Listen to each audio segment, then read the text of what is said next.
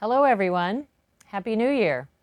This Monday we honor the life, dreams, leadership, and ultimate sacrifices of one of history's greatest men, the Reverend Dr. Martin Luther King Jr. In fact, Dr. King's actual birthday is today, January 15th, and I want to take this opportunity to pause on this special date and speak to you, my wonderful ORS teammates, from my heart, simply and briefly, as your colleague and fellow public servant. I recently listened to a tape of a sermon Dr. King gave on February 4th, 1968, just 2 months before he was murdered. This sermon is known as the Drum Major Instinct, and it was among his writings quoted at his funeral. I strongly encourage you to find the YouTube video and listen to it. He was such a God-gifted speaker.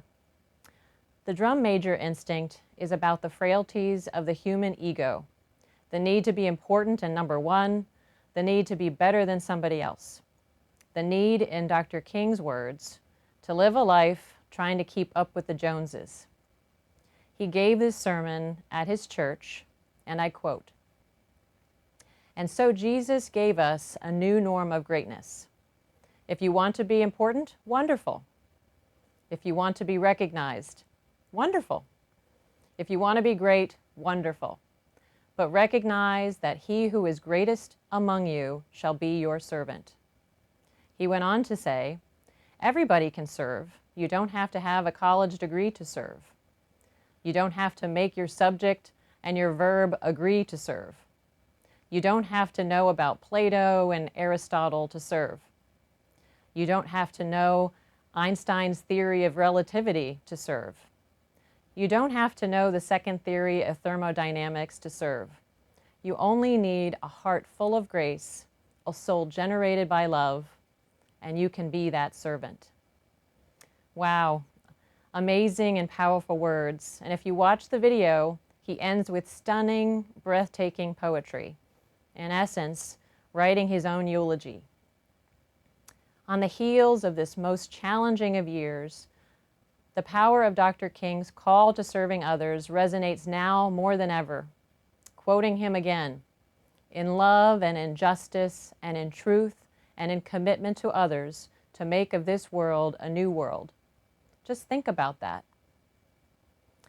Next month, I will mark the conclusion of my second year as the Director of the Office of Research Services. Providing service to others at NIH is in fact our essence.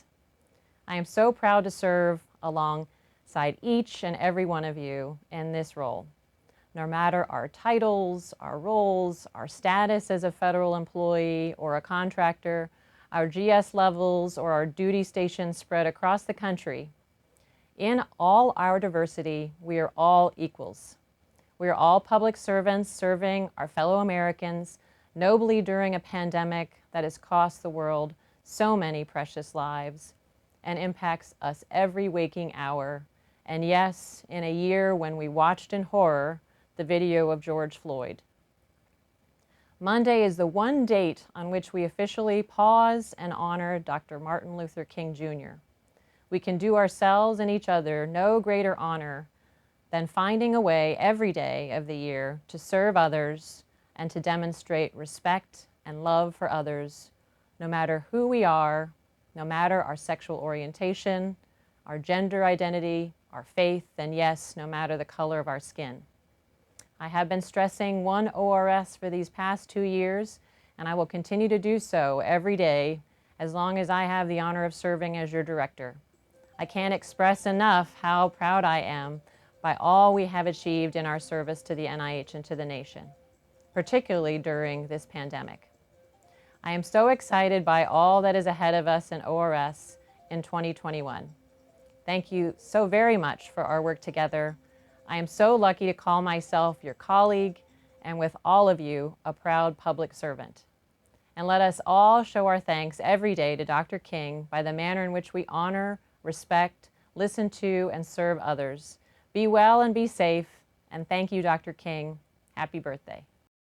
Every now and then I think about my own death. Every now and then I ask myself, what is it that I would want said? I'd like somebody to mention that day that Martin Luther King Jr. tried to give his life serving others.